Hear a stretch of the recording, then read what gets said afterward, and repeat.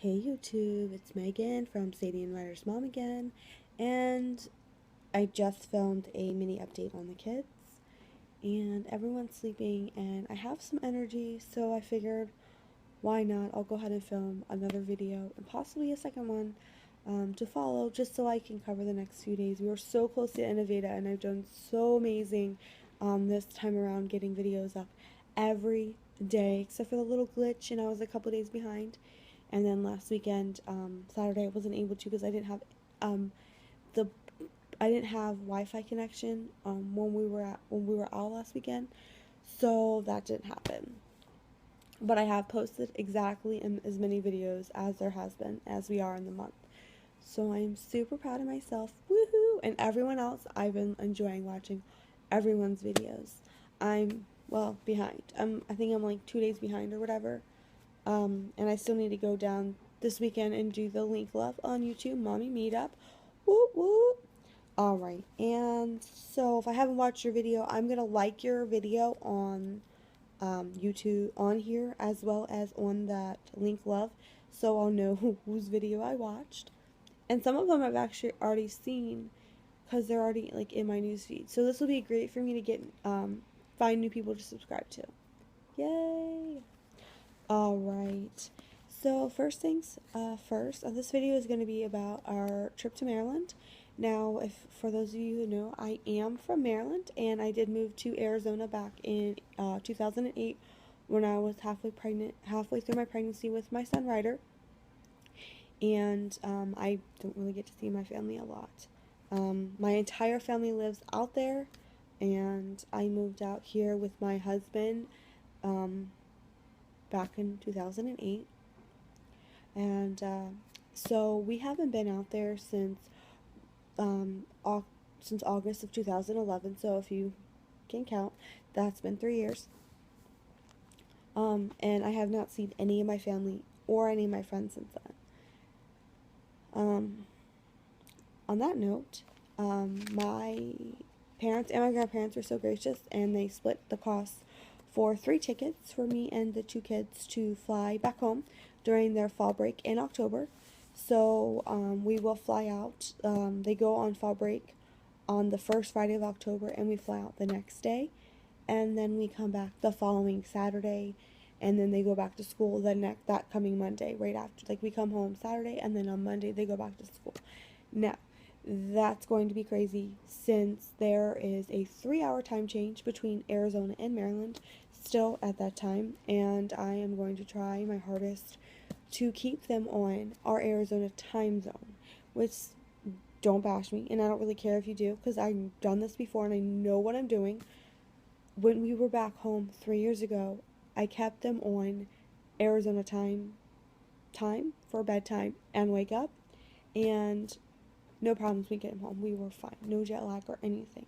So we'd stay up till 11, sometimes 12 on the nights, and then we'd sleep till 9 or 10 in the morning, and we stayed on Arizona time. So when we flew back, and we were there for 2 weeks that time, for 14 days, and this time we're only going to be there for 8 days.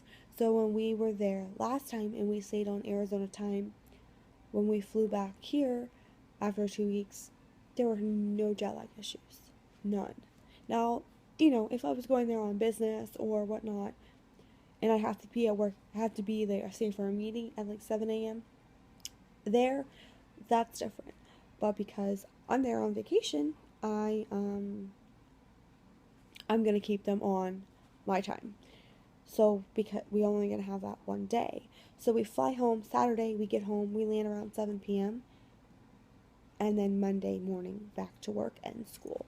So we really only have Sunday to kind of play.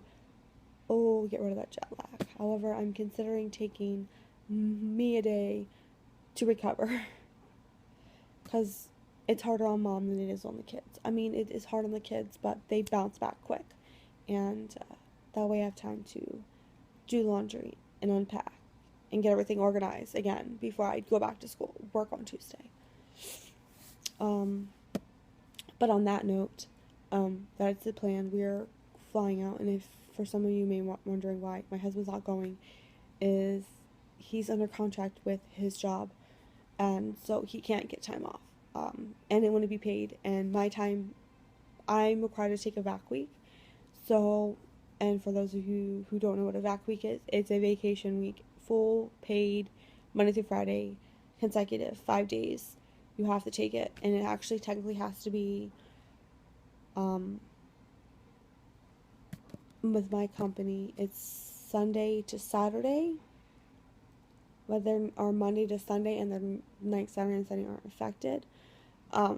So technically it's Saturday to the following Sunday, because we're off Saturday and Sunday at this job.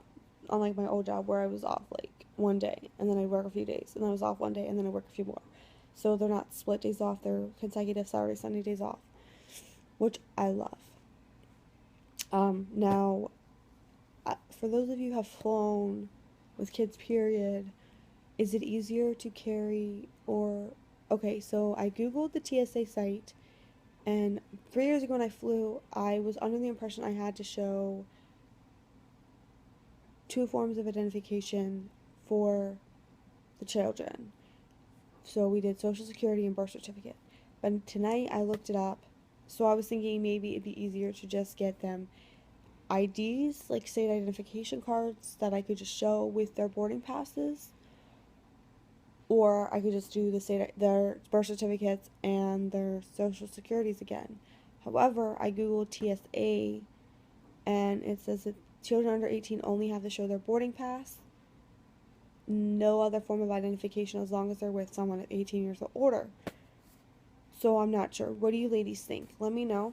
And then, do you guys have any suggestions for long flights with little kids? I mean, last time I flew, Ryder had just turned 3 2 days before we flew out there, and Sadie was 4, and this time he's 6, and she will be 8 2 months after we fly. Like, she'll turn 8 like a month and a half after we fly back.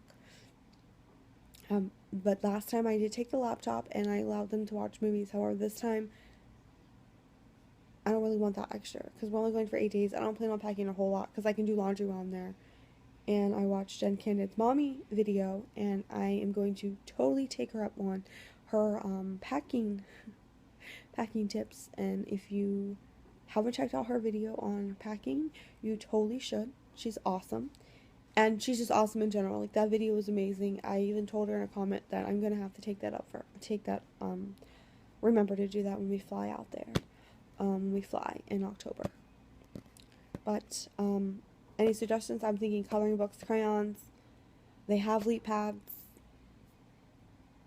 but I don't know if they're really going to hold them. It's a long flight. It's about 5 hours, a little under 5 hours. So yeah, that's it. So if you have any questions or comments, leave them in the comments below. If you like this video, go ahead and like it. If you want to see more videos like this, subscribe.